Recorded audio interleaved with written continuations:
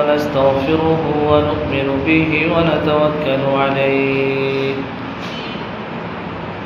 ونعوذ بالله من شرور أنفسنا ومن سيئات أعمالنا من يهد الله فلا مضل له ومن يضلله فلا هادي له ونشهد أن لا إله إلا الله وحده لا شريك له ونشهد أن سيدنا وسندنا وحبيبنا ومولانا محمدا عبده ورسوله صلى الله تعالى عليه وعلى آله وأصحابه وبارك وسلم تسليما كثيرا كثيرا. أما بعد فقد قال الله تعالى في كلامه المجيد والفرقان الحميد: أعوذ بالله من الشيطان الرجيم. بسم الله الرحمن الرحيم.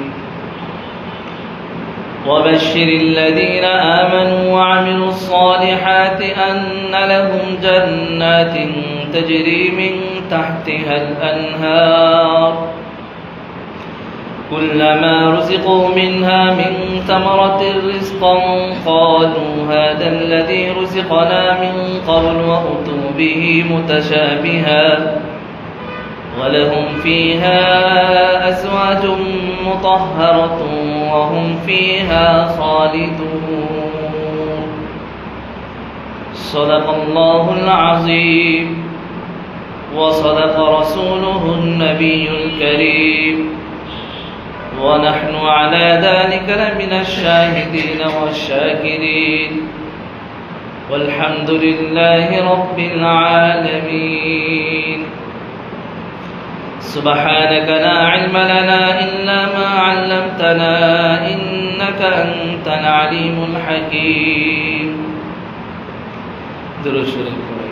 اللهم صل على محمد وعلى آل محمد كما صليت على إبراهيم وعلى آل إبراهيم إنك حميد مجيد.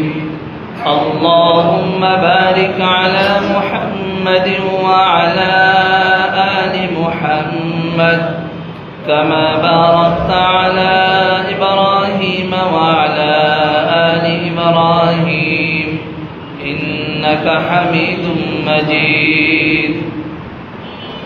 الحمد لله আল্লাহ তাআলার দরবারে লাখো কোটি শুকর ও সুজুদ। রব্বুল আলামিন আমাদেরকে মাগরিবের নামাজ আদায় করার পর মসজিদে বসে কিছু কথা বলার আর শোনার তৌফিক দান করেছেন। শুকর আদায় করে আলহামদুলিল্লাহ। তাফসীর সূরা বাকারা 24 নম্বর আয়াত 25 নম্বর আয়াত তেলাওয়াত করেছি। এই আয়াতে আল্লাহ অনেকগুলো কথা আমাদেরকে বলেছেন। আয়াতের উপরে সংক্ষিপ্ত আলোচনা করব। এর আগে 23 এবং 24 নম্বর আয়াতে আল্লাহ কাফেরদের সাথে একটা চ্যালেঞ্জ করেছিলেন, ফাতু বিসূরাতিন মিন মিসলিহি, যদি তোমরা পারো তাহলে কোরআনের মতো একটি সূরা নিয়ে আসো। যেহেতু পারবে না তাহলে তোমাদের জন্য প্রস্তুত রাখা হয়েছে কাফেরদের জন্য জাহান্নাম। উইদ্দাত লিল কাফিরিন, কাফেরদের জন্য জাহান্নাম রাখা হয়েছে। তার মানে যারা কোরআনকে অস্বীকার করবে, কোরআনকে মানবে না, কোরআন অনুযায়ী জীবনযাপন করবে না, রাসূলের সুন্নাহ অনুযায়ী মানবে না, অর্থাৎ এক কথায় যারা আল্লাহর প্রতি বিশ্বাস করে না, ঈমান রাখে না, তাদের জন্য জাহান্নাম। তার ঈমানের বিপরীতে যারা আছে তাদের প্রত্যেকের জন্য জাহান্নাম। ঈমানদারদের জন্য কি? আজকের আয়াতে আল্লাহ এই জিনিসটা বান্দাদেরকে জানায় দিচ্ছে যে ঈমানদারদের জন্য আল্লাহ কি রেখেছে। ঈমান না আনলে তো কাফের, তার জন্য জাহান্নাম। কিন্তু যে ঈমান আনবে তার জন্য কি সুসংবাদ, তার জন্য কি আছে, আল্লাহ এই সুসংবাদটা আজকে শুনে দিচ্ছে। ওয়াবাশশিরিল্লাযীনা আমানু ওয়া আমিলুস সালিহাত। আল্লাহ বলেন, হে নবী আপনি শুনিয়ে দিন, বাশশির আপনি সুসংবাদ দিন, আল্লাযীনা আমানু যারা ঈমান এনেছে। ঈমান এনেছে কার প্রতি? আল্লাহর প্রতি। ঈমান বিশ্বাস স্থাপন করা, স্বীকার করে নেওয়া, মেনে নেওয়া। আল্লাহ যা নাজিল করেছেন, রাসূলুল্লাহ সাল্লাল্লাহু আলাইহি ওয়াসাল্লাম যা নিয়ে এসেছেন, এগুলোকে বিশ্বাস করা, মেনে নেওয়া, এটার নামই ঈমান। রাসূল আমাদেরকে যেই কথা বলেছেন এটা মেনে নেওয়া, এটার নাম ঈমান। তার মানে আল্লাহ এক, অদ্বিতীয়, আল্লাহর সাথে কোনো শরীক নেই। আল্লাহই পারেন সন্তান দিতে, আল্লাহই পারেন সন্তান নিতে, আল্লাহই পারেন হায়াত দিতে, আল্লাহই পারেন মওত দিতে, আল্লাহই পারেন আমাকে আপনাকে খাওয়াইতে, আল্লাহই পারেন আপনাকে আমাকে উপবাস রাখতে। সবকিছু পারেন কে? এই বিশ্বাস স্থাপন করা, এই বিশ্বাসে বিশ্বাসী হওয়া, এটা হলো ঈমান। এটা কি? ঈমান। ঈমানদারদের জন্য সুসংবাদ রেখেছেন আল্লাহ, কিন্তু সুসংবাদ পাওয়ার জন্য তো ঈমানটা মজবুত হতে হবে। সুসংবাদ পাওয়ার জন্য কি লাগবে? ঈমান মজবুত লাগবে। সরকার কর্তৃক ঘোষণা আসলে ঘোষণা তো দিয়ে যায় অমুক সময় এটা করা হবে, ঘোষণা দিয়ে গিয়েছে। উদাহরণস্বরূপ মনে করেন আগামীকাল সকাল 9টায় প্রত্যেককে আইডি কার্ড যারা নতুন করে করেছে তাদেরকে দেওয়া হবে, এটা একটা ঘোষণা, তাই না?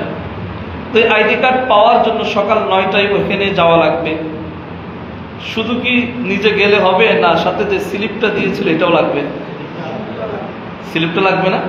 স্লিপ ছাড়া কেউ পাবে না। তো এখানে আল্লাহ তো ঈমানদারদের জন্য সুসংবাদ দিয়েছে, কিন্তু ঈমানটা তো নিয়ে যেতে হবে।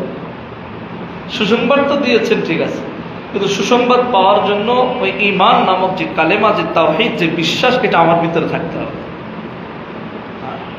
যদি ওই বিশ্বাস আর তাওহীদ আমার ভিতরে থাকে, একাত্মবাদের বিশ্বাসী যদি আমি হই, এক আল্লাহ, অন্য কোনো ইলাহ নেই, এই বিশ্বাস যদি আমার ভিতরে থাকে, আমি যদি লালন করি, এর উপরে যদি আমার 24 ঘন্টা স্ট্রাকচার, আমার জীবনকে যদি আমি চালাইতে পারি, তাহলে আমার জন্য জান্নাতে সুসংবাদ।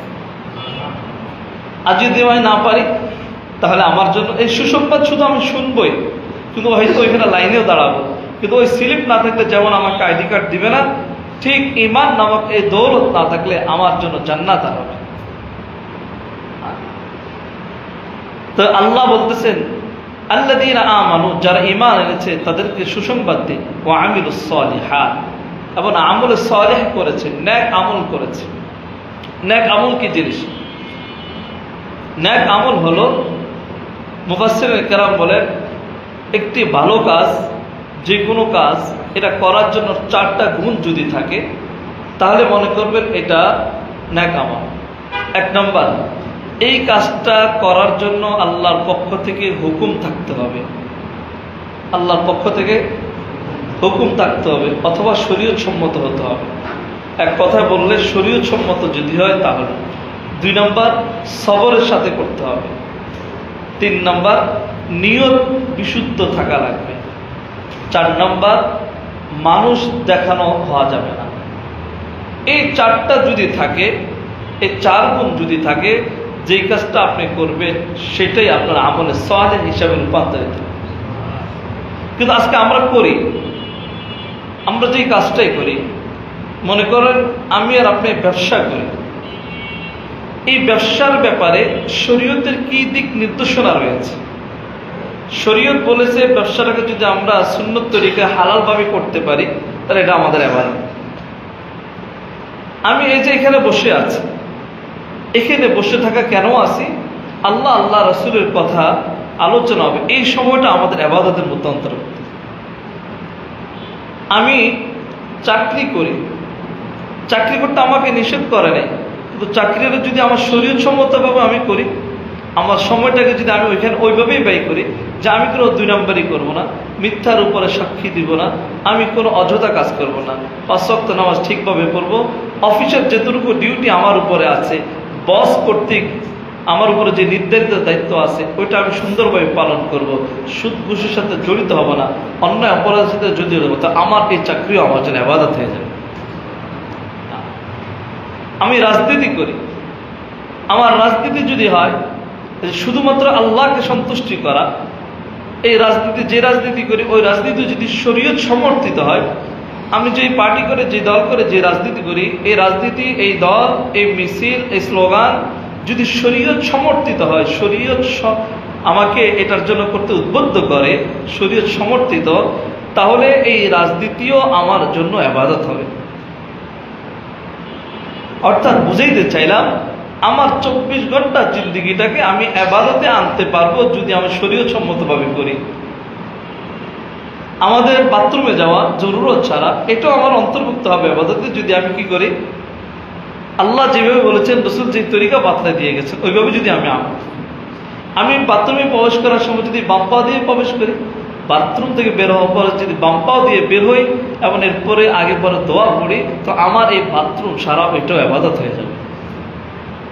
দোস্ত, এই কারণে একজন মুমিনের কোনো কাজ ইবাদতের বাহিরে না, শুধু শর্ত যে এটা আল্লাহর নির্দেশ বা আদেশ বা শরীয়ত সম্মত হতে হবে, সবর লাগবে, নিয়ত সঠিক লাগবে, বিশুদ্ধ নিয়ত, সবর, আল্লাহর পক্ষ থেকে নির্দেশ থাকা। এইভাবে যদি আমরা প্রত্যেকটা কাজ করি তো আমাদের প্রত্যেকটা কাজ আমলে সালেহ। আমলে সালেহ শুধুমাত্র নামাজ রোজা হজ যাকাত এতটুকুর ভিতরেই সীমাবদ্ধ নয়।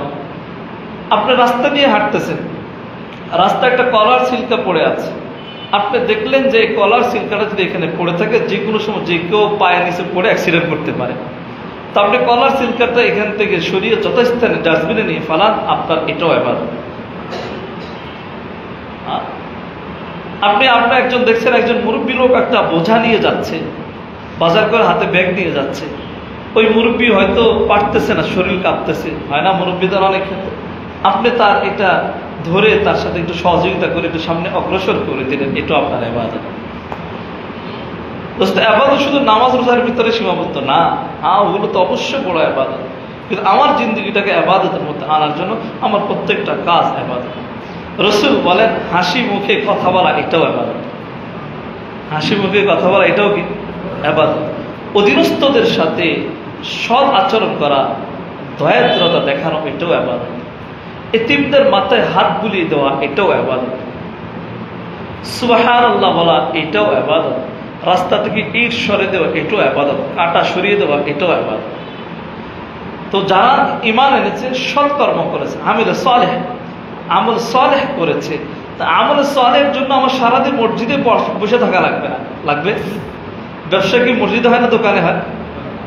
আমি ব্যবসা করতে গেলে আমার দোকানে যে কর্মচারী আছে তাদের সাথে আমি সদা আচরণ করি, যারা আসবে ক্রেতা তাদের সাথে সদা আচরণ করি, ইনসাফের সাথে ব্যবসা করি। এখানে তো আল্লাহ নবী বলেছিলেন আত-তাজিরুস সুদুকুল আমিন মা'আন নাবিয়্যিন ওয়াস সিদ্দীকিন ওয়াস শুহাদা ওয়াস সালিহিন। আত-তাজিরুস সুদুকুল আমিন, একজন বিশ্বস্ত ব্যবসায়ী, সে তার হাসর হবে নবীদের সাথে, রাসূলদের সাথে, শহীদদের সাথে। তা আমি যদি ওই বিশ্বস্ত ব্যবসায়ী হতে পারি, তাহলে আমার এই ব্যবসাটাও কি আমলে সালেহ, আমার এটা নাজাতের কারণ হবে। এটা কিসের কারণ হবে? নাজাতের কারণ। এখানে চিন্তা করা, চেষ্টা করা, আমার প্রত্যেকটা কাজ, আমার প্রত্যেকটা কদম এটা যেন আমলে সালেহ হয়। যদি আমলে সালেহ হয়, ঈমান আনার পরে আমলে সালেহ যদি আমার থাকে, রাসূল বলেন, আল্লাহ বলেন রাসূলকে বাশশির, তাকে সুসংবাদ দিয়ে দাও যে আন্না লাহুম জান্নাতিন তাজরি, আন্না লাহুম জান্নাত, তোমার জন্য রয়েছে জান্নাত। তার ঈমান আনার পরে সৎকর্ম যে করবে, আমল সালেহ যে করবে, তার জন্য রয়েছে জান্নাত। জান্নাতটা কেমন হবে? এখানে একটা বিবরণ আল্লাহ দিয়েছেন যে জান্নাতটা এমন হবে তাজরি মিন তাহতিহাল আনহার, জান্নাতের নিচ দিয়ে নহর প্রবাহিত হবে। জান্নাতের নিচ দিয়ে নহর প্রবাহিত হবে। পানি মানুষকে একটা আনন্দ দেয়। আপনি যখন দেখবেন নিচের দিকে তাকালে দেখবেন পানির স্রোত যাচ্ছে, কন কন আওয়াজ হচ্ছে, ওই পানির যে ঢেউটা এটা হচ্ছে, এটা আপনার কাছে একটা আনন্দ হয়। মানুষ এই পানির ঢেউ দেখার জন্য কই চলে যায়, সেই কোথায় চলে যায়, কক্সবাজার যায়, সমুদ্র সৈকতে যায়, কত কত জায়গায় যায় না কেন? ওই পানির এই ধোলা, পানির এই ঢেউ, এগুলো মানুষের অন্তরকে ঢেউ দেয়, একটা আনন্দ দেয়, উপভোগ দেয়। তো জান্নাতটা এমন হবে জান্নাতের নিচ দিয়ে আল্লাহ এইভাবে পানি ঝর্ণা বহায় দিবে, ঝর্ণা বহায় দিবে। দুনিয়াতে তো ঝর্ণা দেখার জন্য সে যাওয়া লাগে কক্সবাজার, সে যাওয়া লাগলে জাফলং, আরো সাদা পাথর, কত জায়গায় যেতে হয় না, ওইখানে এত জায়গায় যাওয়া লাগবে না। জান্নাতে ঢুকবেন তো আল্লাহ সবকিছু ব্যবস্থা করে দেবে। শুধু এতটুকু নয়, আল্লাহ সেখানে যে ঝর্ণার বা যে নহরগুলো দিবেন, 4 ধরনের পানি সেখানে দিবেন। কয় রকমের পানি? 4 রকমের পানি। দুনিয়াতে যত পানি আছে এই সকল পানির চাইতে এই পানিগুলো হবে সবচেয়ে বেশি সুস্বাদু। দুনিয়াতে আমরা পানি খাই, অনেক ক্ষেত্রে দেখা যায় এখন ঢাকা শহরে যারা বসবাস করে, পানির মধ্যে মাঝে মধ্যে ময়লাও পড়ে যায়, নিজের অজান্ত পড়ে, জানতেও পড়ে। অথবা সমুদ্রে যে পানি বয়ে নিয়ে যায়, ওই পানির মধ্যে কি থাকে? ময়লা থাকে বা লবণাক্ততা থাকে। কিন্তু আল্লাহ বলতেছেন মাসালুল জান্নাতিল্লাতী ওয়াইদাল মুত্তাকুন, মুত্তাকীদের জন্য যে জান্নাত প্রস্তুত করে রেখেছি, এই জান্নাতের উদাহরণ হলো ফিহা আনহারুম মিন মাইন গায়রি আসিন, সেখানে এমন নহর থাকবে, এমন নহরকে জারি করে দেওয়া হবে পানি গায়রি আসিন, যাতে কোনো ময়লা থাকবে না। 2 নম্বর ওয়া আনহারুম মিন লাবানিন লাম ইয়াতাগায়্যার তা'মু, দুনিয়াতে আমরা আরেকটা জিনিস পান করি, সেটা হলো দুধ। কি দুধ পান করি না? দুধ হলো এমন একটা খাবার, এমন একটা খাবার যা পানির পিপাসাও মিটায়, খাদ্যের চাহিদাও মিটায়। দুধ এমন একটা খাবার যেটা পানির চাহিদাও মিটায়, আবার খাবারের চাহিদাও মিটায়। এছাড়া অন্য কোনো খাবার নেই যে উভয়টা মিটায়। আপনি অন্য যে খাবার খাবেন হয়তো পেটের ক্ষুধা নিবারণ করবে অথবা পানির পিপাসা নিবারণ করবে, দুইটা একসাথে নিবারণ করে একমাত্র খাদ্য, সেটা হলো দুধ। এই কারণে রাসূলুল্লাহ সাল্লাল্লাহু আলাইহি ওয়াসাল্লাম যখন ওই মক্কা থেকে গভীর রজনীতে মদিনায় চলে যান, সারে গৌরে 3 রাত সময় কাটানোর সময় রাসূলের খাবারের পাথেও ছিল এই বকরির দুধ। আবু বকর রাদিয়াল্লাহু তাআলা আনহুর গোলাম ছিল। যখন ওনারা রাত্রিবেলা ওই সার গুহায় চলে গেলেন, সেখানে অবস্থান করলেন, তো সাথে ছিল আবু বকর রাদিয়াল্লাহু তাআলা আনহুর ছেলে আব্দুল্লাহ এবং তার গোলাম দিনের বেলা ওই মক্কা থেকে ছাগলগুলো চড়ানোর জন্য ওইখানে নিয়ে যেতেন, নিয়ে গিয়ে ওইখানে দুধ টুধ পান করে আবার ছাগলকে নিয়ে আসতেন। কেউ বুঝতো না যে সে কোথায় যাচ্ছে। আবার আবু বকরের ছেলে ওইখানে পাহারা দিত, সব কিছু খবরাখবর, মক্কায় কি কি আলোচনা হচ্ছে এই খবরগুলো রাসূলের নিকট পৌঁছাইত। তো আসা যাওয়ার মধ্যে তো পায়ের চিহ্ন পড়ে, এই পায়ের চিহ্ন যাতে করে মোছা যায়, এখানে আব্দুল্লাহ চলে আসার পরে বকরিগুলো এরপরে রাখালে নিয়ে আসতো যাতে করে চিহ্নগুলো দূর হয়ে যায়। তো বুঝিতে চাইলাম ওইখানেও রাসূলের খাবার ছিল দুধ। এরপরে এখান থেকে যখন চলে যান আরেক জায়গায়, যখন মদিনার পথে রওনা হলেন সার গোয়া থেকে, সেখানেও প্রতিমধ্যে খাবার ছিল দুধ। তার দুধ এমন একটা খাবার যেটা মানুষের পানির পিপাসাও মিটায় এবং খাদ্যের চাহিদাও মিটায়। এটা আল্লাহ বলতেছেন জান্নাতে এমন একটা নহর, দুধের নহর আমি জারি করে দিব, লাম ইয়াতাগায়্যার তা'মু, যার স্বাদের ভিতরে কোনো পরিবর্তন হবে না। আমরা তো আমাদের দেশে বা আমরা যে দুধগুলো খাই, একটু সময় বিলম্ব হয়ে গেলে নষ্ট হয়ে যায়, আর গরম করতে দেরি হলে নষ্ট হয়ে যায়, স্বাদ পরিবর্তন হয়ে যায়, যত বাসি হয় স্বাদের মধ্যে একটা আলাদা ভিন্ন কালার, ভিন্ন আসে। কিন্তু আল্লাহ বলতেছেন যে ওইখানে এমন একটা নহর হবে, লাম ইয়াতাগায়্যার তা'মু, দুধের নহরটা এমন হবে যার কোনো স্বাদের ভিতরে কোনো পরিবর্তন হবে না।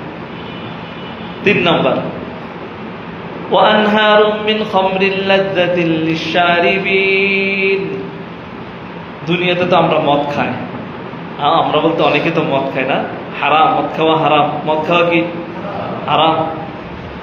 আমরা যারা দুনিয়াতে আছি মদ তো খাবো না ইনশাআল্লাহ। আল্লাহ আমাদের জন্য আখিরাতে এই দুনিয়ার মদের চাইতে 1000 গুণ সুস্বাদু মদ প্রস্তুত করে রেখেছে। এটা বল ওয়ানহারুম মিন খামরিল লাযযাতিল লিশশারিবিন, পানহারকারীদের জন্য সেখানে সুস্বাদু মদের নহর আল্লাহ জারি করে দিল। আপনি দুনিয়ার মদ খেয়ে কি করবেন? এই দুনিয়ার মদ খেলে কি হয় জানেন? দুনিয়ার মদ খেয়ে নিজেকে আর নিজে চিনে না, ওই কারেন্টের খাম্বারও ধরে বলে আই লাভ ইউ। তার তো চেঞ্জ নাই, তার কোনো কিছু নেই, তো সে কি করে ভালো জিনিস বুঝবে? এর দুনিয়ার মদ মানুষের আকলকে সলব করে দেয়, নষ্ট করে দেয়। আর আখিরাতের মদ আল্লাহ বলতেছেন মানুষের সুস্বাদু এটা সবচেয়ে বেশি সুস্বাদু হবে। এখানে আখিরাতের মদ খাওয়ার জন্য প্রস্তুত থাকেন ইনশাআল্লাহ। এরপর আল্লাহ বলে ও আনহারুম মিন আসালিন মুসাফফা, এমন আল্লাহ বলেন 4 নম্বর তাদের জন্য এমন নহর সৃষ্টি করব। দুনিয়াতে আমরা আরেকটা জিনিস খাই, মধু। কি মধু? আল্লাহ ওয়া আনহারুম মিন আসালিন মুসাফফা, স্বচ্ছ মধু তাদের জন্য মধুর নহর জারি করে দেওয়া হবে। এই যে জান্নাতের নিচে আমাদের নহর জারি করবে, এই নহরের 4 ধরনের জিনিস। 1 নম্বর হলো স্বচ্ছ পানি, 2 নম্বর হলো স্বাদ অপরিবর্তিত দুধের নহর, 3 নম্বর হলো খমর অর্থাৎ মদের নহর, 4 নম্বর হলো এই মধুর নহর আল্লাহ সেখানে আমাদের জন্য জারি করে দিবেন। ওয়ালাহুম ফিহা মিন কুল্লি থামারাতি মাগফিরাতুম মির রাব্বিহিম, সেখানে গেলে বান্দা কি কি পাবে? রব বলতেছেন সেখানে বান্দা আরো পাবে মিন কুল্লি থামারাত, সব ধরনের ফলমূল যা আছে সবকিছু পাবে। এরপরে বলতেছেন মাগফিরাতুম মির রাব্বিহিম, এবং তাদের রবের পক্ষ থেকে মাগফিরাত পাবে। এর চেয়ে বড় জিনিস আর কি আছে? রবের পক্ষ থেকে যখন মাগফিরাত চলে আসবে আর কিছু আছে? আর কিছু নেই। এখানে রব বলতেছেন যে আয়াতে আমরা ছিলাম যে লাআন্না লাহুম জান্নাতিন তাজরি মিন তাহতিহাল আনহার, যারা ঈমান আনবে সৎ কাজ করবে আল্লাহ তাদের জন্য এমন জান্নাত রেখেছেন যে জান্নাতের নিচ দিয়ে আল্লাহ নহর জারি করে দেবে। এই নহর কয় 4 ধরনের নহর হবে, সেটা বলে আরেক জায়গায় আল্লাহ এটা বলে দিয়েছে সূরা মুহাম্মদ, 4 ধরনের নহর হবে। আর কি হবে জান্নাতে? কুল্লামা রুজিকু মিনহা মিন থামারাতির রিজকান ক্বালু হাদাল্লাযী রুজিকনা মিন ক্বাবলু ওয়া উতু বিহি মুতাশাবিহা, যখন দেখবে জান্নাতে বিভিন্ন ফল ফলাদি ঝুলতেছে সামনে, মনটা চাচ্ছে খাবে। কুল্লামা রুজিকু মিনহা মিন থামারাত, যখন তাদেরকে ফলের রিজিক দেওয়া হবে, খাওয়ার জন্য ফল দেওয়া হবে, এটা দেখার পরে দেখবো ক্বালু হাদাল্লাযী রুজিকনা মিন ক্বাবলু, এটা তো আমরা ইতিপূর্বে দেখেছি, এই রিজিকটা আমাদের কাছে আগেও ছিল। উতু বিহি মুতাশাবিহা, যা দেওয়া হচ্ছে এটা এই দুনিয়ার এগুলো সাদৃশ্য। তাহলে দুনিয়াতে যে ফল ফলাদি আমরা খেয়েছি, এই দুনিয়ার ফল ফলাদির মতো এমন সাদৃশ্যপূর্ণ রিজিক আমাদেরকে আল্লাহ সেখানে দান করবে। কিন্তু যদিও সাদৃশ্য দুনিয়ার মতো, কিন্তু স্বাদ দুনিয়ার মতো না, স্বাদ ওইখানের যেটা সেটাই। মুফাসসিরিনে কেরাম বলেন আল্লাহ এই দুনিয়ার আকৃতিতে ফল দিবেন কেন? এই কারণে দিবে যাতে করে বান্দা এই ফলটা চিনে এবং খাওয়ার প্রতি আগ্রহ পায়। কারণ যদি একটা অপরিচিত ফল দেয় তাহলে এটাকে খাওয়া যাবে কি যাবে না, একটা সন্দেহ বান্দার ভিতরে থেকে যাবে, যেটা খাইলে না যেন কি হয়। এখানে দুনিয়ার যে ফলের প্রতি বান্দার আকর্ষণ বেশি, ওই সাইজের ওই ধরনের ফলটাই আল্লাহ দিবেন। তবে স্বাদটাকে দুনিয়ার স্বাদ নয়, আখিরাতের স্বাদে রূপান্তর করে আল্লাহ দিবেন। হ্যাঁ, দেখছেন আল্লাহ বান্দার প্রতি কত দয়া। চাইলে তো পুরো চেঞ্জ করতে পারতেন ফলের কালার ধরন, কিন্তু না, দুনিয়ার সাদৃশ্য করে দিবেন যাতে করে মানুষের আগ্রহ বাড়ে খাওয়ার। এখানে আল্লাহ আমাদের ওইখানে এইভাবে রিজিক দিবেন। রিজিক আপনি যা চাবেন, আপনার মন চাইতেছে জান্নাতে এখন যে আপনি একটা রুই মাছ গুনা করে খাবেন, তো আল্লাহ আপনার মনের চাহিদা উদিত হয়েছে সাথে সাথে আপনার সামনে চলে আসবে। আপনার মন চাইছে এখন অমুক ফল খাইবেন, শীতের সিজনে যে ফল পাওয়া যায় এটা গরমে পাওয়া যায় না, কিন্তু আপনি গরমে বসে শীতের সিজনের ফল চাইতেছেন, আল্লাহ এটা আপনার জন্য প্রস্তুত করে রেখেছে। চাওয়া লাগবে না, বলবে একটা পাখি উড়া যাইতেছে, যদি পাখিটা খাইতে পারতাম, সাথে সাথে আপনার সামনে বোনা হয়ে চলে আসবে। এটা জান্নাত। এখানে আল্লাহ বলেছেন যে জান্নাতকে এমন ভাবে সজ্জিত করা হয়েছে, আইনুন রাআত ওয়ালা উযুনুন সামিআত ওয়ালা খাতরা আলা কলবি বাশার, যে জান্নাতকে এইভাবে সজ্জিত করা হয়েছে মানুষ না চোখে কোনোদিন দেখেছে, না তাদের হৃদয়ে এটা ধারণা কোনোদিন উদ্ভাসিত হয়েছে। ওয়ালা খাতরা আলা কলবি বাশার, মানুষের অন্তরের না চোখও দেখে নেই, কানও শুনে নেই, মানুষের অন্তরও এটা কোনোদিন উদিত হয়নি। এমন এক আকৃতিতে আল্লাহ জান্নাত প্রস্তুতি করে রেখেছে। আজকে আমরা একটা কথা বলি যে অমুকে 10 তলা বিল্ডিং করতেছে, তো একটা থিওরি আমাদের আসে, তো বিল্ডিংটা তো এমন এমন হবে, আসলে একটা নকশা আমাদের মাথায় চলে আসে। কিন্তু আল্লাহ জান্নাতটাকে এমনভাবে সাজিয়েছে এর কোনো নকশা আমাদের সামনে নেই। রাসূলুল্লাহ সাল্লাল্লাহু আলাইহি ওয়াসাল্লাম আরেক হাদিসে বলেছেন জান্নাতের একটা ইট হবে স্বর্ণের, আরেকটা ইট হবে রূপা। একটা ইট স্বর্ণের, আরেকটা রূপা। এইভাবে আল্লাহ জান্নাতগুলোকে সাজায়। আপনি কি চান, যেটাই চাইবেন সেটা আপনার জন্য সেখানে প্রস্তুত। এখানে জান্নাত যাওয়ার জন্য যে পথ আছে, যে পদ্ধতি আছে, এই জান্নাতের জন্য আমাদেরকে দৌড়াতে হবে। এই জান্নাতের দিকে যদি আমরা যেতে পারি, জান্নাতের পথে যদি হাঁটতে পারি, তাহলে আমাদের সফলতা। কিন্তু জান্নাতের পথে যদি না যাই, জান্নাতের পথে যদি না হাঁটি, তাহলে আমাদের জীবনের ব্যর্থতা ছাড়া কিছু হতে পারে, কিছুই হতে পারে। আজকে দুনিয়ার সাময়িক আসবাবপত্র, সাময়িক বিষয়াদি, এগুলো আমাদেরকে জাহান্নামমুখী করে ফেলতেছে। এগুলোই মনে হচ্ছে আজকে আমাদের কাছে আসল, অথচ এর চাইতে 1000 গুণ ভালো আল্লাহ আমার জন্য রেখে দিচ্ছে। আল্লাহ আমরা আপনার জন্য প্রস্তুত করে রেখেছে জান্নাতে। কিন্তু আমরা সেই ভবিষ্যতের যে জিনিসটা আছে, এটাকে আমরা ভুলে যাচ্ছি। আমরা শুধু চোখে যা দেখতেছি এটাকে আমরা মেনে নিচ্ছি, মনে হচ্ছে এটাই আমার সব। না, আমার এসি, বাড়ি গাড়ি, এগুলো কিছুই আমার সুখ না, কিছুই আমার সুখ না। ভাই, বহুত লোক আছে না, গাড়ি বাড়ি সবকিছুর মালিক, কিন্তু ঘুমাইতে পারে না, আছে কি না? ঘুমায়, রাতকে রাত তার কেটে যায়, কিন্তু চোখে ঘুম নাই। তো এই গাড়ি বাড়ি তাকে কি সুখ দিল বলে? যে ঘুমাইতে পারে না রাত্রিবেলায়, তাকে জিজ্ঞাসা করেন ঘুম যে কত দামি।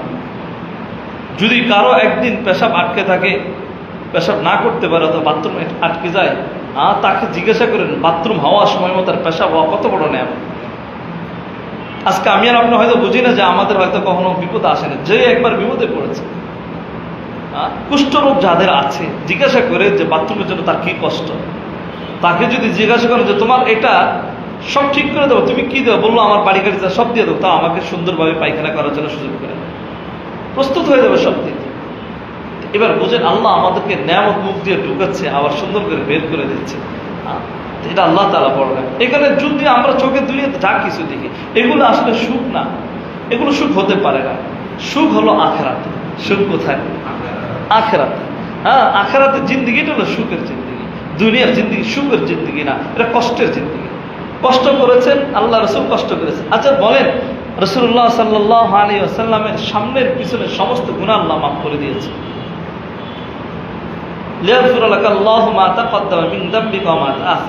আল্লাহ বলেন যে তোমার পিছনে যত গুনাহ আছে, সামনে যত গুনাহ হবে, নবীকে বলতে তোমার সমস্ত গুনাহ মাফ। নবীর সমস্ত গুনাহ মাফ হওয়ার পরেও নবীর কি ওই খন্দকের যুদ্ধে গিয়ে এই নদী খনন করা দরকার ছিল? দরকার ছিল না। উহুদের যুদ্ধে যাওয়া দরকার ছিল না। তার শহীদ করা দরকার ছিল না। জান্নাত তো কনফার্ম। কিন্তু তারপরে কেন করেছে? কষ্ট এটা করতে হবে, আমার মর্যাদা বৃদ্ধি করতে হবে, আমার মর্যাদা আমার বৃদ্ধি করতে হবে। এখানে রাসূল করেছে, সাহাবীদেরকে আখলাক শিখিয়ে গিয়েছে যে দুনিয়ার সুখ স্বাচ্ছন্দ্যের মধ্যে কি নাই, জান্নাত নাই। জান্নাতে যেতে হলে কষ্ট করতে হবে। মদিনায় গিয়েছে, মদিনায় গিয়ে তো আরামে থাকতেছিলেন, সুন্দর পরিবেশ করে নিয়েছেন, সবার সাথে সম্প্রীতি গড়ে উঠেছে। মক্কা বিজয়ের কি দরকার ছিল যে দিন প্রচার করতে হবে? এখানে মক্কার জন্য জীবন দিয়েছে। মক্কায় আসলেন, আসার পরে বাস এবার আরাম আয়েশে থাকি না, আরাম আয়েশে তো নাই। সাহাবায়ে কেরাম দিক বিদিক ছড়িয়ে পড়ছেন দেশের বিভিন্ন প্রান্তে, এই ভূখণ্ডের বিভিন্ন প্রান্তে সাহাবায়ে কেরাম ছড়িয়ে পড়েছেন। কেন? এক ফিকির, উম্মতকে কি করে জান্নাতের পথে নেওয়া যায়, এই কারণে তারা ছড়িয়ে পড়েছে। এগুলো জান্নাতকে আসল মাকসাদ বানাই। জান্নাতকে যদি মাকসাদ বানাই, দুনিয়ার কোনো জিনিস আমাকে ধোঁকায় ফেলতে পারবে না, দুনিয়ার কোনো কিছু আমাকে ধোঁকায় ফেলতে পারবে না। কিন্তু আজকে দুনিয়ার আসবাবের ধোঁকার প্রতি আমরা এতভাবে নিমজ্জিত হয়েছি, জান্নাত যে আমাদের আসলে এটা আমরা ভুলে গিয়েছি। আজকে দুনিয়ার বিভিন্ন সাজসজ্জা, দুনিয়ার আসবাব, দুনিয়ার চলন বলন, চাকরি বাকরি, এগুলো আমাদের কাছে এত দামি হয়ে গেছে, এত দামি হয়ে গিয়েছে যে এই চাকরি বাঁচানোর জন্য আমি নামাজকে পরিত্যাগ করি, চাকরি বাঁচানোর জন্য আমার যাকাত আমি দিই না, চাকরি বাঁচানোর জন্য দাড়ি রাখি না, চাকরি বাঁচানোর জন্য আমি আমার ওয়াইফের সাথে সুন্দর আচরণ করি না, চাকরি বাঁচানোর জন্য সন্তানের খবর রাখি না, চাকরি বাঁচানোর জন্য ইসলাম কি বলছে ইসলামকে আমি মানি না। শুধু চাকরি চাকরি। দোস্ত, চাকরি কিছু দিতে পারে, এগুলো আপনাকে কিছুই দিবে না। এখানে নিজেকে আগে বুঝান, আমার পথ একটাই, সেটা হলো জান্নাতের। কি পথ? পথ কোনটা? যে পথে চললে আমাদের জন্য জান্নাত আছে, এই পথে চলতে হবে। জান্নাত যে পথে না, ওই পথে আমাদের না। যেই পথে জান্নাত নাই, ওই পথ আমার না। যেই কাজ করলে জান্নাতে যাওয়া যাবে না, সেই পথ আমার না। যেই কাজ করলে আল্লাহ আল্লাহ রাসূল অসন্তুষ্ট হবেন, সেই কাজ আমি করব না। পারবো তো ইনশাআল্লাহ? এরপরে আল্লাহ আরো বলতেছেন, শুধু এখন তো এতক্ষণ পর্যন্ত খাবারের বিবরণ দিলেন, এরপর আল্লাহ বলতেছেন ওয়ালাহুম ফিহা আজওয়াজুম মুতাহহারা, আল্লাহ সেখানে জান্নাতীদের জন্য পুত পবিত্র হুরে গিলমান প্রস্তুত করে রেখেছে। ওয়ালাহুম ফিহা আজওয়াজুম মুতাহহারা, তাদের জন্য সেখানে রয়েছে পবিত্র স্ত্রী। পবিত্র স্ত্রী, পবিত্র স্ত্রী বলতে দুনিয়াতে মহিলাদের অনেক অসুস্থতা আছে, মাসিক আছে, এই আছে, সে আছে, কিন্তু আখিরাতে যে স্ত্রী আপনি পাবেন, আল্লাহ এই সমস্ত রোগ বালাই থেকে তাদেরকে পবিত্র রাখবে। কারণ দুনিয়াতে আপনার স্ত্রীর নির্দিষ্ট একটা সময় আপনি তার কাছে যাইতে পারেন না, কিন্তু আল্লাহ জান্নাতে যেগুলো রেখেছে আপনি সবসময় তাকে চাইলে ব্যবহার করতে পারেন।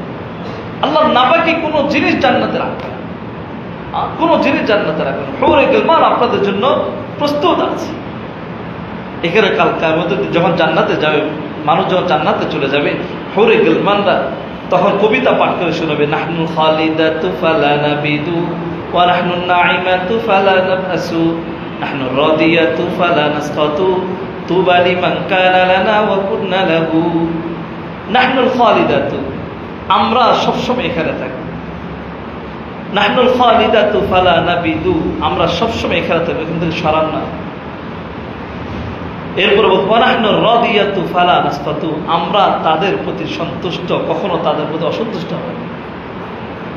তুবা লিমান কানা লানা ওয়া কুননা লাহু, সুসংবাদ আমরা যাদের জন্য এবং যারা আমাদের জন্য। তারা এইভাবে কবিতা পাঠ করে করে আপনাদের মতো আমাদের মতো পুরুষদেরকে তারা ওয়েলকাম জানায় জান্নাতে প্রবেশ করে। তো দুনিয়ার এই গান বাদ্য না শুই না, দুনিয়ার এই গান নাচ এগুলো না দেখা না শুই না, আখেরাতের গান বাদ্য, আখেরাতের যে নাচ আছে, যে গজল আছে, গায়িকারা যা গাবে এগুলো শোনার জন্য নিজের কানকে পবিত্র রাখুন। পারবো তো ইনশাআল্লাহ? দুনিয়ার গান নাচ এগুলো শুনলে, এই গান শোনার দ্বারা মানুষের জেহান নষ্ট হয়, গান শোনার দ্বারা বিবেক নষ্ট হয়, গান শোনার দ্বারা নিজের কলম নষ্ট হয়, জান্নাতের পথ থেকে ছিটকায় পড়ে। এই গান আপনাকে গুনার প্রতি উদ্বুদ্ধ করে। যে সুরে আর যেভাবে তারা গানগুলো ওপেনলি গাচ্ছে, গায়িকারা যেভাবে গায়, প্রত্যেকটা যুবকরে এই গান দ্বারা তারা কি আকর্ষণ করতেছে অন্য নারীর প্রতি, অন্য নারীর প্রতি আকর্ষণ করতেছে গানের মাধ্যমে। এখানে এই সমস্ত গান থেকে বিরত থাকা আছে। আফসোস, বিরত থাকবেন কেন? বিরত থাকবেন কেন? আপনাদের সরকার, আপনাদের দেশ যারা যারা এখন, তারা এখন প্রাইমারি স্কুলগুলোতে গানের শিক্ষক নিয়োগ দেওয়ার চেষ্টা চালাচ্ছে। প্রজ্ঞাপন জারি করে দিয়েছে যে প্রত্যেকটা প্রাইমারি স্কুলে কি লাগবে? গানের শিক্ষক লাগবে। নাউজুবিল্লাহ কর না, এই কাজ আমাদের না। 92% মুসলমান স্কুল, কলেজ, ভার্সিটি, প্রাইমারি যেগুলোতে গিয়ে দেখেন, দেখবেন অধিকাংশ 90, 94, 95% হলো মুসলমানের সন্তান। মুসলমানের সন্তানের শিক্ষা জরুরি হলো কোরআন। সে কোরআন ধর্মীয় শিক্ষক নিয়োগ না দিয়ে সে দিচ্ছে গানের শিক্ষক নিয়োগ দেওয়া। এগুলো সব বিদেশিদের, ওই যেখানে প্রোডাক্ট ওইখান থেকে আসছে, তো তাদের প্রোডাক্ট, তাদের কথাই এই দেশকে আমাদের চালাচ্ছে। কেউ একদিকে এক কথা চালাইছে, এখন আবার আরেক দেশের কথায় আমাদের দেশ চলতেছে। আমাদের দেশটার ওই যে একটা কথা আছে না, গরিবের বউ সবার ভাবে, আমাদের দেশটা হয়ে গেছে এখন এমন যে যে ক্ষমতায় আসে, যে যারাই ক্ষমতায় আসেন, তখন এক একটা দেশকে লেজ করে তার ক্ষমতা টিকে রাখার জন্য যেভাবে সেভাবে চায়। এই কারণে বলি কি, সব দেখেছেন ডান বাম, এবার আসেন ইসলামকে প্রতিষ্ঠা করেন। পারবেন না ইনশাআল্লাহ? অনেক দেখেছেন তো, ওই যে 53 বছরও দেখছেন, অমুকও গেছে, অমুকও গেছে, অমুকও গেছে, নাম বললাম না, সব আপনারা জানেন ইতিহাস। এবার আসেন, একমত হন, ইসলামের পক্ষে আমরা আমাদের ভোটটা দেব ইনশাআল্লাহ। আর কত করবেন, আর কত? দেখলেন তো সবকিছু, সবকিছু দেখা শেষ, খেলা শেষ। এখানে যদি পাইতে হয়, আখিরাত যদি পাইতে হয়, একটাই তাকাজা, অন্য কোনো দিকে নয়, একটাই, ইসলামকে প্রতিষ্ঠা করে। ইসলামের পক্ষে যারা আছে আমরা তাদের পক্ষে আছে। হ্যাঁ, ইসলামকে বিশুদ্ধভাবে যারা আমাদের সামনে আনবে তাদের পক্ষে আছে। ইসলামের নাম দিয়ে যদি কেউ অন্য কোনো কিছু করে, ইসলামের নাম দিয়ে যদি শরিয়াকে প্রতিষ্ঠা করার ব্যাপারে তাদের কোনো ভিতরে কোনো হীনমন্যতা থাকে, এই ইসলাম তো আমরা মানি না। হ্যাঁ, যেই বলুক যে আমরা ইসলাম প্রতিষ্ঠা করব, দেখতে হবে তার কথার সাথে কাজের মিল আছে কিনা। কেউ তো বলে গেছিল মদিনা সনদ অনুযায়ী রাষ্ট্র চালাবো, 15 বছর তো আমরা দেখেছি। এখনো কেউ কেউ বলতেছে আমরা ইসলামের বিরুদ্ধে কিছু করবো না। একই কথা আমরা বিগত বছরগুলোতেও তাদেরকে দেখে আসছি। এখন যারা বলবে শরিয়া যেভাবে বলছে, শরিয়া অনুযায়ী আমরা রাষ্ট্র চালাবো, তাহলে তাদের সাথে আমরা আছি। যদি শরিয়ার বিপরীতে কেউ চালে, আমরা তাদের সাথে নেই। প্রয়োজনে আমরা ভোটও দিব না, নির্বাচন আমরা চাই না। যারা শরিয়া প্রতিষ্ঠা করার জন্য জিহাদ করতে প্রস্তুত আছে, জীবন দিতে প্রস্তুত আছে, আমরা তাদের সাথে আছি ইনশাআল্লাহ। ইনশাআল্লাহ বলে এখানে আসলে আর আপনাদের কথা নেই, কারণ আপনাদের তো দিলে বসে আছে এক একটা দলের মহব্বত। না, এই মহব্বত ছাড়েন, জান্নাতকে আন, দিলে জান্নাতকে আন। আমার যদি জান্নাত পাইতো আমাকে শরীয়র পথে চলতে হবে। শরীয়র পথে যারা আছে আমরা তাদের সাথে, নতুবা আমরা নাই। যদি নির্বাচন যারা করবো, কেউ যদি শরীয়র পক্ষে কথা না বলে, আমরা এদের কারোর সাথে নেই, আমরা এই নির্বাচনকে বর্জন করবো। কথাই স্পষ্ট। এগুলো দ্বারা কিছু না, আমার জান্নাত পাইতে হবে। আমি এক একটা সিল মারবো, আমার সিল মায়েরা যদি সে কোনো গুনার কাজ করে, এর দায়ভার আমার উপরও আসবে। এখানে সাবধানে যারা সিল মারবো, সাবধানে করবো। হ্যাঁ, আপনি যাকে দিয়েছেন হয়তো সে করবে না, কিন্তু তার আশপাশের কেউ করবে, এটা মনে রাখবে। তার একটা ভার আপনার কাছে চলে আসবে। আপনার এই ভোটের কারণে কেউ ক্ষমতায় গিয়ে, এই যে এখন গানের শিক্ষক নিয়ে দিচ্ছে, আবার কেউ মূর্তি করবে, কেউ বাপের করছে, কেউ স্বামীর করবে, কেউ জামাইয়ের করবে, কেউ স্ত্রীর করবে। এইভাবে তো আমাদের খেলা। আমাদের টাকা দিয়ে এগুলো কোনোদিন হতে পারে না। এখানে আমাদের লক্ষ্য একটা, মতারা আমাদের জান্নাত হলো আসল টাকা। যেই পথে চললে আমাদের জন্য জান্নাত হবে, ওইভাবে আমরা চলবো। পারবো তো ইনশাআল্লাহ? অহুম ফিহা খালিদুন। এরপর আল্লাহ বলছেন, ওই জান্নাতে ঢোকার পরে জান্নাতীরা সেখানে চিরস্থায়ী থাকবে। জান্নাতে যাওয়ার পরে সুম্মা লা ইয়ামুতু ফিহা ওয়া লা ইয়াহইয়া। এরপর মরণও নাই, আর কোনো জীবনও নাই। জীবনও নাই, মরণও নাই। সেখানে চিরস্থায়ীভাবে বসবাস করবে। এখান থেকে বের হওয়ার কোনো সুযোগ নেই। এখানে জান্নাত এমন একটা ঘর, যেখান থেকে বের হবে না। জাহান্নামের একটা কাহিনী শুনে রাসূলুল্লাহ সাল্লাল্লাহু আলাইহি ওয়াসাল্লাম বলেন, মুসলিম শরীফের হাদিস, সর্বশেষ যে ব্যক্তি জান্নাতে যাবে, জাহান্নাম ভোগ করার পরে ঈমান ছিল সামান্য, অপরাধ করেছে, অপরাধের কারণে সে শাস্তি ভোগ করার পরে আল্লাহ তাআলার ফয়সালা হবে, কয়েকবারে সমস্ত লোককে জান্নাতে নিয়ে যাওয়া হবে।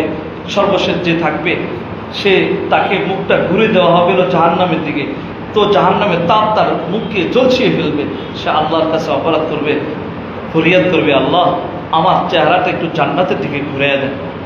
আল্লাহ বলবে, তুই এরপর আর কিছু চাইবি না তো? তার কাছ থেকে ওয়াদা নেওয়া হবে, শুন আল্লাহ এরপর আর কিছু চাবো না। তো তার চেহারাটাকে জান্নাতের দিকে মুখ করে ঘুরে দেওয়া হবে। কিছুদিন এইভাবে থাকবে। হুট করে সে দেখবে একটা গাছের ছায়া, সুন্দর একটা ফুটফুটে গাছ উঠছে, কি চমৎকার ছায়া। আল্লাহ তার ভিতরে আবেগ আর আগ্রহ দিয়ে দিবে। সে আল্লাহর কাছে চাইবে, আল্লাহ আমাকে একটু গাছের ছায়ার নিচে নিয়ে যান। আল্লাহ বলবে, এরপর আর কিছু চাইবা না তো? বলো না আল্লাহ, তুমি তো এর আগেও চাই। আল্লাহ কি করবো, দুর্বল বান্দা। এরপরে তাকে এখানে নেওয়া হবে। নেওয়ার পরে কিছুদিন পরে এখানে আবার চাইবে। আল্লাহ দেখবে আরেকটা গাছ উদিত হয়েছে, আল্লাহ এখানে আমার একটু নিয়ে যাও। আল্লাহ, হ্যাঁ তুমি না বলছো আর কিছু চাইবা না, এখন আবার চাচ্ছ কেন? বললো, আল্লাহ এটাই শেষ, আর চাবো না। এরপরে যাওয়ার পরে দেখবে সামনে ওই কি জন্য একটা দরজা দেখা যায় গ্লাসের ভিতরে, মানুষ কি চমৎকার আছে, ওখান থেকে একটু সুন্দর আবহাওয়া আছে, হাওয়া আসে। এবার বলে, আল্লাহ আমাকে একটু জান্নাতের দরজার সামনে নিলে হবে, ভিতরে আমার নেওয়ার দরকার নেই। আল্লাহ বলবে, এই পর্যন্ত তো শেষ, জান্নাত চাইবি না? আল্লাহ দেও না। আল্লাহ তার আরহামুর রাহিমিন, এবার জান্নাতের সামনে নিয়ে যাবে। এবার বলেন, গেটের সামনে দাঁড়ায় সে যখন দেখবে যে ভিতরে মানুষ এত চমৎকার ভাবে চলে, খেলাধুলা করে সবকিছু করতে, তাকে ভিতরে সহ্য হবে না। এবার সে আল্লাহর কাছে চাইবে, আল্লাহ আমাকে একটু জান্নাতে ঢুকে। আল্লাহ বলবে, তুই না কোথাও কিছুই চাইবি না, এরপর চাইলে আল্লাহ দাও না। এরপর আল্লাহ তাকে জান্নাতে ঢুকাবে। জান্নাতে ঢুকানোর পরে সে দেখবে তার জন্য কোনো ঘরবাড়ি খালি নাই, সব ভরপুর। সে আল্লাহকে বলবে, আল্লাহ তুমি আমাকে এমন জায়গায় দেবে, কোনো জায়গা নাই, আমি কই যাব? আল্লাহ তখন বলবে, এই যা দেখতেছিস দুনিয়া দেখে, দুনিয়ার 10 দুনিয়া তোকে জান্নাতে হবে। এরপরে এই কথা বলার পরে জান্নাতের, আতাস্তাযিবি ওয়া আনতা রাব্বুল আলামিন, আপনি উভয় জগতের রব, মালিক, আপনি আমার সাথে ঠাট্টা করেন? আমি দেখলাম কোনো জায়গা নাই, তা আপনি আমার দিবেন কোত্থেকে? আল্লাহ বলছে তার 10 দুনিয়া পরিমাণ দিব, কিন্তু দেখতেছে কোনো জায়গা নাই। এনে সে বলছে, আতাস্তাযিবি, আপনি কি আমার সাথে ঠাট্টা মস্করা করতেছেন? হ্যাঁ, অথচ আপনি রব্বুল আলামিন। তা আল্লাহ বলবে, অপেক্ষা কর, তোর জন্য হবে। এই কথা বলার পরে আল্লাহ, বান্দা যখন বলবে আতাস্তাযিবি, আল্লাহ নিজে হাসা দিবেন। এরপর রসুল বলেন যে আল্লাহ হাসা দিবেন, রসুলও হাসা দিলেন।